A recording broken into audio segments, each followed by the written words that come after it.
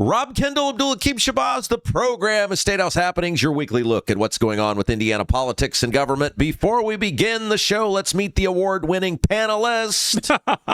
Jim Merritt has not been fired, by the way. He's on vacation this week. You know him as the owner and operator of IndyPolitics.org, Abdul-Hakim Shabazz. Hello. Hello, my friend. How's it going? Great. I want to get into something you did yesterday. Well, before we do that, I got to congratulate you. Oh, thank you. On your growing audience. Thank you. Resounding success. Yes, resounding success. And by the way, by you doing this, it takes the pressure off of me. Very good. That's what it's all about you. Yes, it is. But man, the Statehouse Happening show has gotten great response since we've added the video component to it, and the audience has just been incredible. So thanks to everybody who's been helping us grow. Look, I've said this for years. We've been doing this show for 10 years now. You know, before IBC, and this was my baby, right? I always thought this show could be very successful with the right sort of engine behind it, and now I think we have that, and it's going awesome. So thanks to our sponsors, thanks to you, to Jim Merritt. I like where we're at. So you like the Marvel people. Early on when they had the really bad Adventures of Spider-Man with Nicholas Hammond and the really bad thing, the technology hadn't caught up yet with what they were trying to do. Now it's like the Avengers Endgame, so everything's great and wonderful. So let's talk about what you did yesterday. And thank gosh I didn't run with it on the show. And you do this every year, and so I should have known. So at IndyPolitics.org, you have a subscription-based service called The Cheat Sheet. And it's, what, $50 a year or something like that? $50 a year for some people, $100 a year for other people. Oh, depending if you like them or not. No, just when they come in. Oh, I see. So if you're an early subscriber, you're 20, then 25, then 50. Oh, okay. Excellent. All right. Well, whatever it is, it's pennies on the dollar for the sheer joy of you telling people, usually a couple times a month, the rumor, gossip, and innuendo that you hear in the Statehouse. Yes. And it doesn't make it to the front page. It's just little tidbits you pick up here and there. And the way the cheat sheet first kind of started was I write a blog called Indiana Barrister. That's right. It was one of my legal, public policy, thoughtful, it's grown up Abdul's blog. I don't use it as much as I used to, but I have to start doing it again. But I always get like these little tidbits of stuff that I couldn't really use. They didn't take up a whole blog post. So I just say, this is what I'm hearing. And just every once in a while, but a couple times every couple of months, just put little tidbits in. It's like, you know what? I wonder if I could sell this. And so, because the original name of the cheat sheet wasn't a cheat sheet, it was the rumor mill. And it was like an old mill by the old mill stream. Yes. And so I put it out to a couple friends of mine, like, hey, would you pay for this? Like, yeah, I've always paid for it. Like, well, let's try it. And then, 10, 12 years later, that thing's paid for comic books and vacation. Oh, yes. I have to pay for my next trip to Seattle. So every year on April 1st, you put out a cheat sheet, April Fool's Day cheat sheet. Well, actually, this was the first time I actually did it. Have you sent me one before? I'm certain I've gotten one from you before. What I probably did was just like an indie politics April Fool's Day prank. Yes, I bet that's what it was. Doesn't matter. Anyway, yesterday you did one, and it was so well done because the stories were completely believable. And I'm sending you the list of things to get into today, and I'm like, we got to talk about this, and we got to talk about that. And then you're like, dude, it's April Fool's cheat sheet. None of it's real. And I was like, oh, what a ding-dong I am. But the stories were believable enough. I think some of them are actually interesting conversation points. And one of them actually turned out to be more true than I thought it was, because I got an email from people like, hey, how'd you find out about this? I'm against the wall. Okay, so let's talk about this. So you put out there that obviously not true, but may end up being true, which is that Braun was not running for re-election. Yes. That Braun basically was making the decision, not to run, been there, done that. Just like with the Senate, he got bored. With the House, he got bored, decided to go ahead and leave and go do something else. I'm so glad I didn't run with that as a topic on today's show. And I'm so glad I talked to you before did today's show. But by the time I got to reading, because you laid out all the people that might run in his place, and I got done reading it, and then once it was dawned on me, hey, idiot, it's April Fool's, all of it seemed very real. That Braun, there could be a world, because Braun is so unpopular in numerous polls, that maybe he does just say at 73, 74, whatever he is, hey, I've kind of had enough of this. I'm done. Yeah, and go back home to Jasper, have your companies, drive down the Mid-States corridor, and just have fun. And here's the fun thing. Normally, if I write something that's wrong, I'll hear about it from my friends in the governor's office. Nothing. No.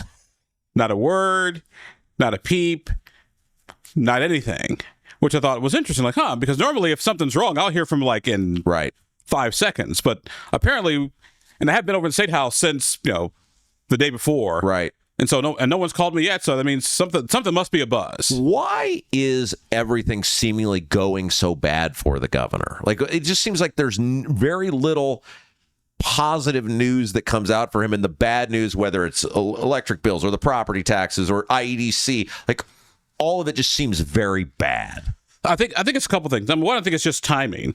It's just bad things. Sometimes bad things happen to good people for a year and a half. For a year and a half, you have the right governor at the right time, or the wrong governor at the right time, or the wrong time and the right governor. I think here you got maybe some really bad stuff happening, like inflation, energy prices, water, the whole thing.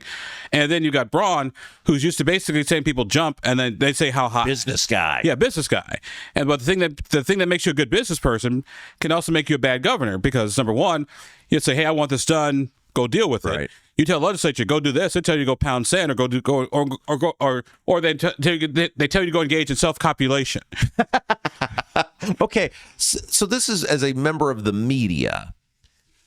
Holcomb was great at lying to you guys, smooching your butt cheeks, and making you all feel important. Holcomb never lied to me. Oh, yeah. A real truth teller over there. My point is, though, it doesn't seem like Braun has fostered the same level of relationship with the media that Holcomb had. Is that fair? I think that is very fair. And just going back to different governors, I thought it was interesting. The Daniels people, they were good, and they knew how to work the media. And Mitch basically did his own media because that's right. His own personality. He used to show up places on his own. Yep. Now, Pence's media people, that was a big learning curve. That was a major learning curve. And the Holcomb people, believe it or not, actually were really tight-lipped. It's like trying to pry. You got to do a crowbar to pry something out of them. So when I did get something, it's like, hey, this is great and wonderful. Like I got something here. The Braun people, will leak stuff, for lack of a better term, when it benefits them. Right. And the media is a two-way street, right? Like, you got to do something for them in order for them to do something for you. Or at least be trustworthy. Right. That if I give you this, you're not going to put my name out in the street and get me fired. Which is why the one thing I make it perfectly clear in the cheat sheet, we take no credit, we take no blame. If it's wrong, we take all the credit if it's right. Okay, so then you explored in this cheat sheet, which was obviously false, but you explored who might run, and I thought it was a pretty good little list of people. I mean, no doubt Todd Rokita would run for governor, especially if Braun decides he's not. He may run if Braun does run, right? I'm hearing he's possibly planning it's more likely than not he's planning a primary challenge regardless of what Braun. You think Rokita will run regardless of what Braun does? As of today, yes. Yeah, because in your cheat sheet, your fake cheat sheet, you had Rokita taking a job at the Justice Department. But Todd would probably take that too, if he could. Trust me, if Todd Rokita could be governor and work in the Justice Department, he would do both. Believe you me. Is Rokita, and look, I know you guys got a bit of a sordid relationship. Welcome to the team, but let's face it, he is a very good campaigner, other than the Senate year when he ran for Senate when he just totally imploded. But Rokita has co-opted the MAGA base of the Republican Party. That is Rokita's target audience. When Rokita does something, that's who he's speaking to. The MAGA base. I'm fighting for you. Look at these establishment people. Look at Governor Braun. He's lost. Blah blah blah. Now, here's the fun part. If Rokita and Micah Beckwith end up running against each other, he destroy Beckwith for the governor's spot. Destroy Micah Beckwith. Well, see, but here's the thing though. If I have Todd Rokita, Micah Beckwith, and moderate Republican, guess who wins? Well, that's the thing. If you're Rokita, are you rooting for Braun to run again? Like, is it easier for Rokita to win in a one-on-one matchup against Braun, or would he want an open field? I think it's probably easier for Rokita to run against Braun individually. I agree with that. Because if it's open field, you can't spend your time beating up on everybody. Yeah. So, but Braun, you got one target, one person, and please note, this is assuming it's only a two-person governor's race. Right. Yeah. All right. Let's take a break. When we come back, I'm going to spin off of that because it is primary season, and I want to ask you a little bit about some of these interesting races. There's interesting on the Democrat side. There's interesting on the Republican side. And there's some breaking news today in Senate District 38. Oh, more stuff. Yes, it is. I love Senate District 38. It's my favorite. All right, we'll take a break. You're watching Statehouse Happenings. Are you seeing cracks in mortar, moisture working through walls, facade or structural failure beginning to surface? Bramwell Mackay sets the standard for exterior and structural building solutions. Our 40-year master masons and industry experts address moisture intrusion, failing foundations, masonry deterioration, and more. From preserving historic landmarks to addressing modern building envelope issues, Bramwell Mackay delivers full-spectrum service with white-glove professionalism. In Indianapolis, call 812-33-BRICK. 812-33-BRICK. With a lakefront view in beautiful Brazil, the Honeysuckle Hill Bistro and Cottage is a little out of the way, but totally worth the trip. Down home, made from scratch food, just like the good old days at Grandma's. When you visit the Honeysuckle Hill Bistro and Cottage, you'll leave more at peace than when you came in. Open 5 to 8 for dinner on Friday and Saturday, and Sundays 11 to 1:30 for the buffet. You must experience the Honeysuckle Hill Bistro and Cottage. Call 812-443-3003. 812-443-3003. Where you work and who you work with matters. I'm Dr. Jim Dalton, President and CEO of Damar. We're dedicated to helping vulnerable kids and adults with disabilities. Right now, we're looking for tough people with big hearts, people who don't think twice about standing up for someone else, and who love seeing others grow and succeed. Is your job fulfilling emotionally, or are you just filling time? Learn more about open positions at damar.org.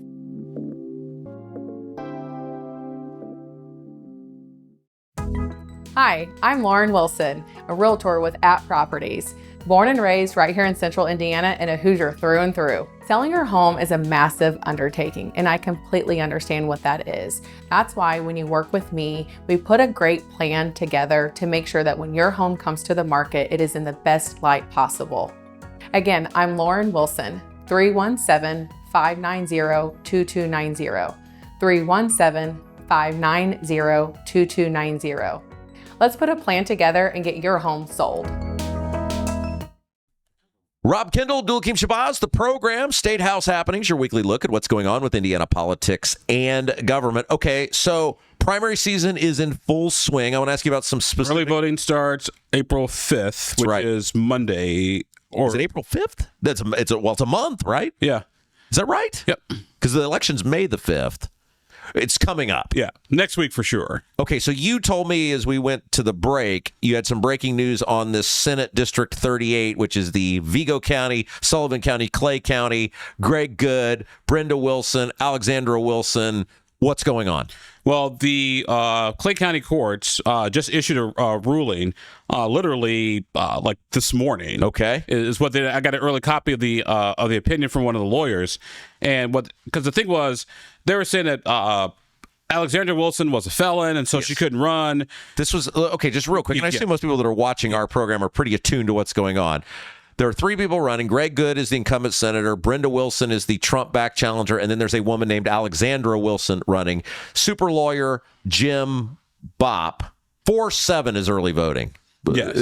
Yeah, that's right, because it's, 28 days, right? So for the April, thank you, producer Jason, April 7th is the day.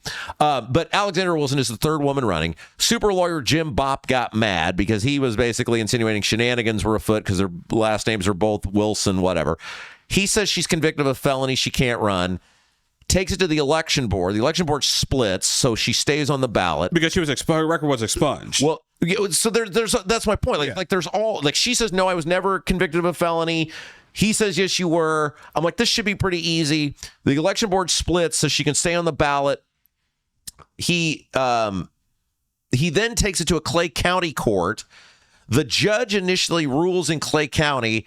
The ballots can't go out. But under federal law, the ballots have to go out. So a new judge gets appointed. They ask for a new judge. The new judge says, yes, they have to go out.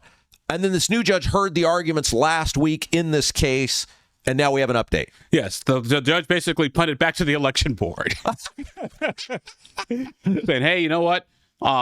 This is not our problem. This is an administrative hearing, administrative ruling. So election board, you go figure all this out. So she's going to be on the ballot then, because if voting starts April 7th, ballots have already been printed, already published, and already started to go out. And so the question is, how do you bring back those ballots? And if somebody did vote for no, the non-Wilson candidate, do you cross them out? And courts are very funny about restricting voter choices unless it's patently clear, and the judges probably err on the side of caution, right? Since that, hey, you can stay on the ballot, we'll let the voters decide. So, well, yeah, I mean, the election board's already ruled, right? I mean, they've already made their ruling. Yes. So it's your understanding she's going to stay on the ballot? By everything I read today, she will be on the ballot when voters go vote on April 7th. Okay, very good. All right. I think the Senate District 38, we got into it today on the Rob Kendall Show. I think it's fascinating. But it is primary season. I have been completely unimpressed by the group of challengers recruited by Turning Point USA in the Trump orbit to challenge the incumbent senators. And I hate most of those incumbent senators, so it's not like a love for them. But I just feel like there has been almost nothing from these challengers other than, hey, I got Trump's endorsement. And what a missed opportunity to run on things that matter to people, like property tax or utility bills or roads or whatever. None of that seems to be getting debated. It all just comes back to, I got Trump's endorsement. I don't think that's going to save a lot of these people. What say you? I don't think so either, because if you think about it, one of these things, I know you're crazy about the state senators. They're all friends of mine. So well, sure they are. Yes, of course. But the one thing they will do is they will go. They'll do the town hall meetings, do the coffee things. They would do all the constituent service work that you're supposed to do, because being a state senator, it's not like being a U.S. senator. We just spend a bunch of money on TV commercials and drop some mailers. It's a lot more to it than that. And Turning Point is spending some ungodly amount of money to go after 6 people who have built up solid relationships with their constituents. It's a perfect example. My home state of Illinois just had their primary, and one person spent a whole bunch of money, bajillions of dollars to win, and he lost. Got his clock clean. And if money can't get you that in my home state of Illinois, just imagine trying that somewhere else. Okay, and the other issue with this is you've got to give people a compelling reason to fire the other person. And there are reasons to fire these people, but you can't get into those if your default and pivot on everything is Trump, Trump, Trump. Especially when most people don't vote based on a Trump endorsement, because the only Trump people usually don't vote when Trump's not on the ballot. Exactly. And here's the more fun part. Like I tell people, to convince my wife to marry me, I had to tell her, first I had to tell her one thing: your old boyfriend's no good, and I'm better. So, okay, you just told him, okay, this is why this politician is bad. Okay, fine. Now, why pick and choose? Why should I choose you? It's 2 parts, and as someone who has defeated an incumbent, I'm qualified to speak on this. It's 2 parts. You have to spend time painting the record of the politician and why it's bad. I think you can do that. And then you have to say why you vote for me. And that's why you got to have, and I wrote this article in the Indy Star this week about just this, about how the Trump endorsement is creating lazy candidates, and we're being deprived of concrete positions so that when these people get in office, we know how they're going to vote. And I just don't think many of them are going to win. Because once again, Trump is like this sort of, oh God, about the Easter weekend. They think Trump is some holy grail. Yeah. Well, he's more like the holy hand grenade of Antioch is what he's like, on the count of 3 and then 4 and 5. I just don't think Trump, and you've done polling and we've seen other polls. Yeah, he would win Indiana if he ran again against a Democrat, and his approval rating's at about 50%. But it's not what it once was. The Trump endorsement is not some rubber stamp anymore. Donald Trump he's kind of like Barack Obama in a sense. They're sort of creatures of personality. And just because somebody supports them doesn't necessarily mean they're going to pivot and support their followers. Like, right. Like my dad, Barack Obama was like the only Democrat he ever voted for. Because my dad was like a Nixon Reagan. In Chicago? Yeah. They allowed him in there? Yeah. My dad was still very pro-black, don't get me wrong. He just didn't trust Southern Democrats because he kind of grew up in the segregation. Oh, yeah, that's right. He kind of had a little bit of a history.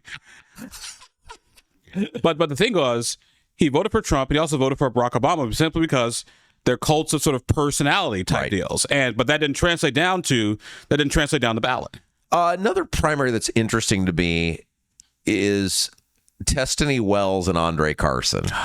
Now, of course, Destiny Wells has run for office a whole bunch of times. She ran for Secretary of State, lost. She ran for Attorney General, lost. She ran for party chair, lost.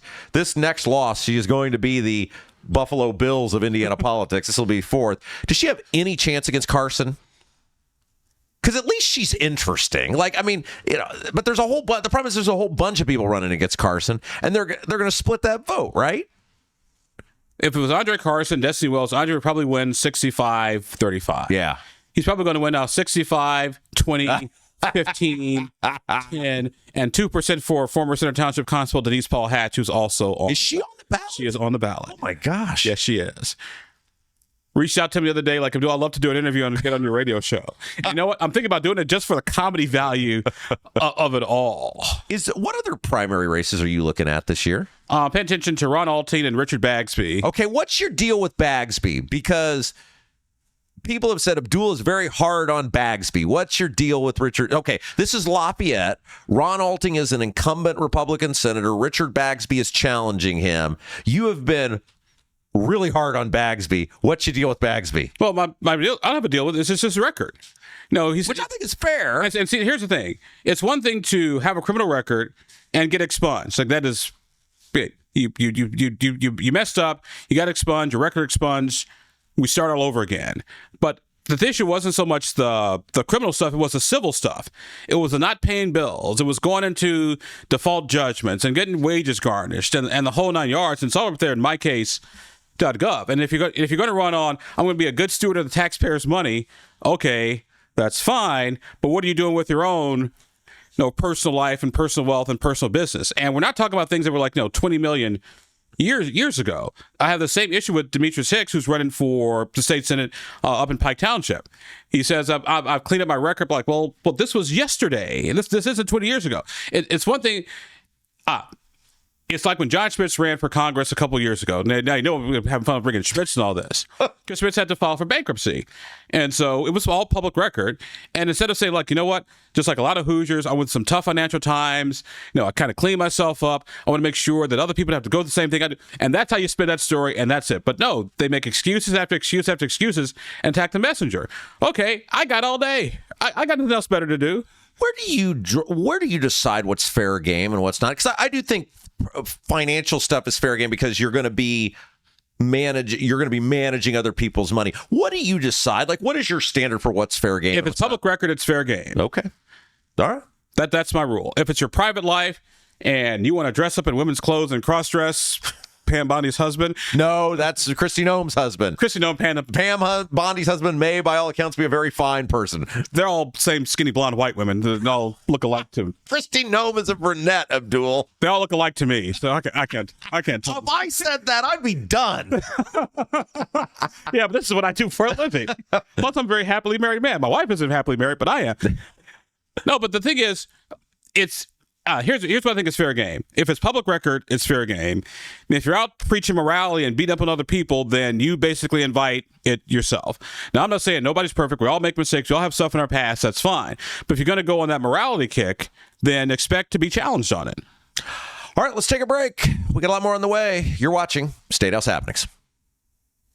Are you seeing cracks in mortar, moisture working through walls, facade or structural failure beginning to surface? Bramwell Mackay sets the standard for exterior and structural building solutions. Our 40-year master masons and industry experts address moisture intrusion, failing foundations, masonry deterioration, and more. From preserving historic landmarks to addressing modern building envelope issues, Bramwell Mackay delivers full-spectrum service with white-glove professionalism. In Indianapolis, call 812-33-BRICK. 812-33-BRICK. With a lakefront view in beautiful Brazil, the Honeysuckle Hill Bistro and Cottage is a little out of the way, but totally worth the trip. Down home, made from scratch food, just like the good old days at Grandma's. When you visit the Honeysuckle Hill Bistro and Cottage, you'll leave more at peace than when you came in. Open 5 to 8 for dinner on Friday and Saturday, and Sundays 11 to 1:30 for the buffet. You must experience the Honeysuckle Hill Bistro and Cottage. Call 812-443-3003. 812-443-3003. Where you work and who you work with matters. I'm Dr. Jim Dalton, President and CEO of Damar. We're dedicated to helping vulnerable kids and adults with disabilities. Right now, we're looking for tough people with big hearts, people who don't think twice about standing up for someone else, and who love seeing others grow and succeed. Is your job fulfilling emotionally, or are you just filling time? Learn more about open positions at damar.org.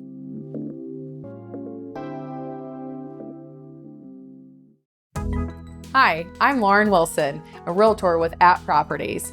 Born and raised right here in Central Indiana and a Hoosier through and through. Selling your home is a massive undertaking, and I completely understand what that is. That's why when you work with me, we put a great plan together to make sure that when your home comes to the market, it is in the best light possible. Again, I'm Lauren Wilson, 317-590-2290. 317-590-2290. Let's put a plan together and get your home sold. Rob Kendall, Abdul-Hakim Shabazz, program Statehouse Happenings, your weekly look at what's going on with Indiana politics and government. So there has been a lot of backlash with Braun about stuff with roads.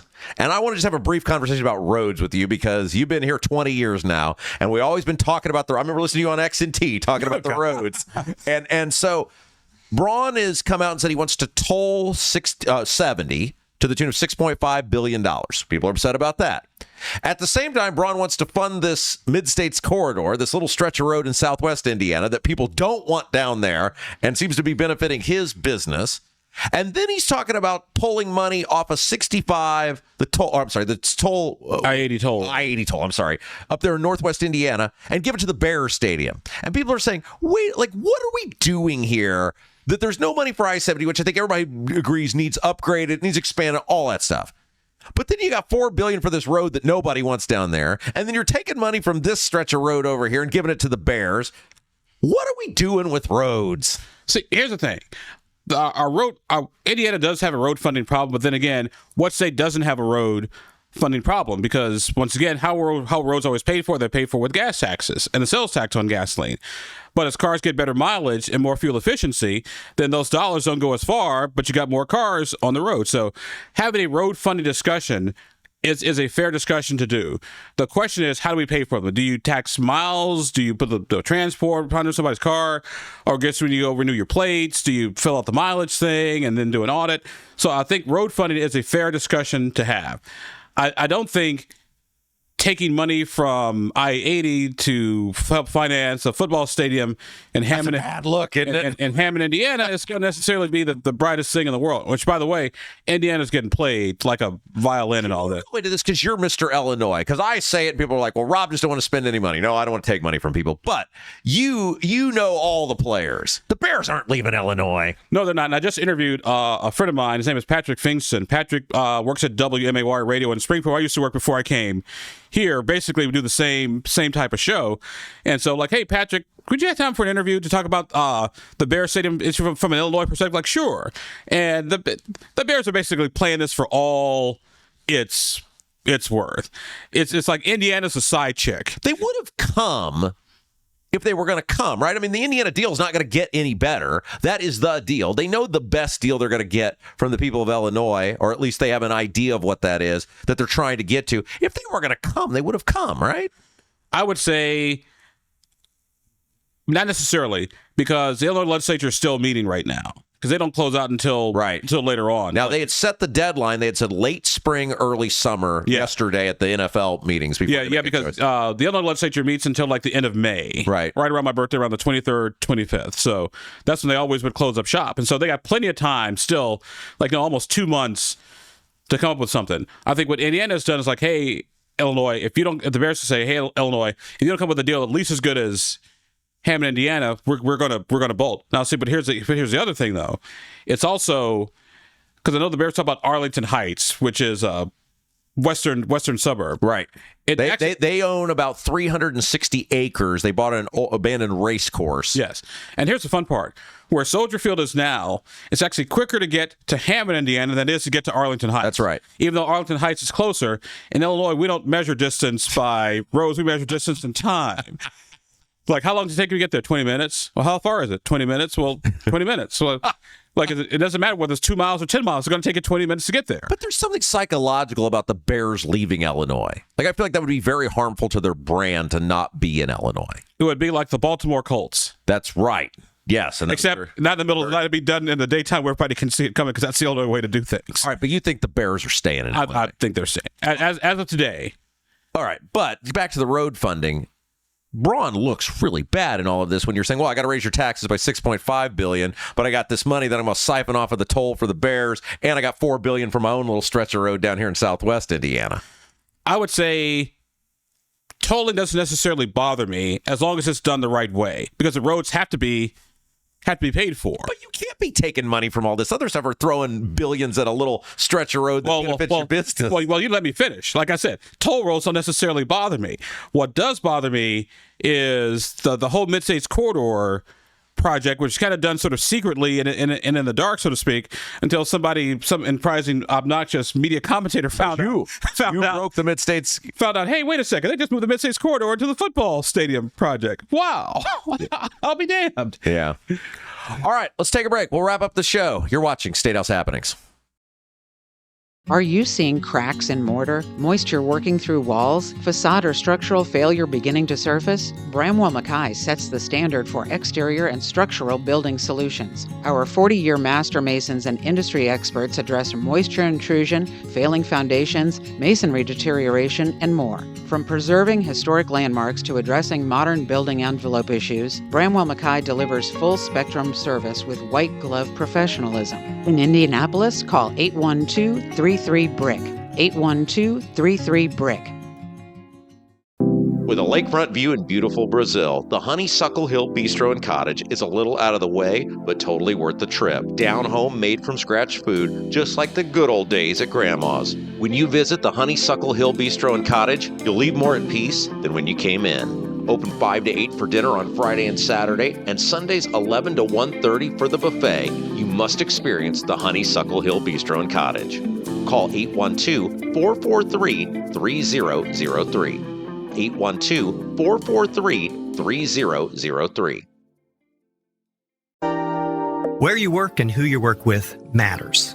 I'm Dr. Jim Dalton, President and CEO of Damar. We're dedicated to helping vulnerable kids and adults with disabilities.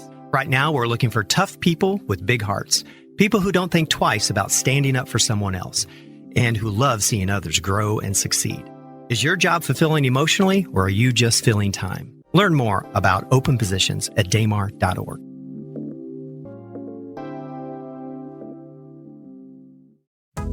Hi, I'm Lauren Wilson, a realtor with App Properties. Born and raised right here in Central Indiana and a Hoosier through and through. Selling your home is a massive undertaking, and I completely understand what that is. That's why when you work with me, we put a great plan together to make sure that when your home comes to the market, it is in the best light possible. Again, I'm Lauren Wilson, 317-590-2290. 317-590-2290. Let's put a plan together and get your home sold. Kendall and Abdul-Hakim Shabazz, the program, Statehouse Happenings, your weekly look at what's going on with Indiana politics and government. Before we say goodbye, Abdul, tell everybody about you and where they can find you and how they can contribute to your vast media empire. And my comic book collection, please do. Yes.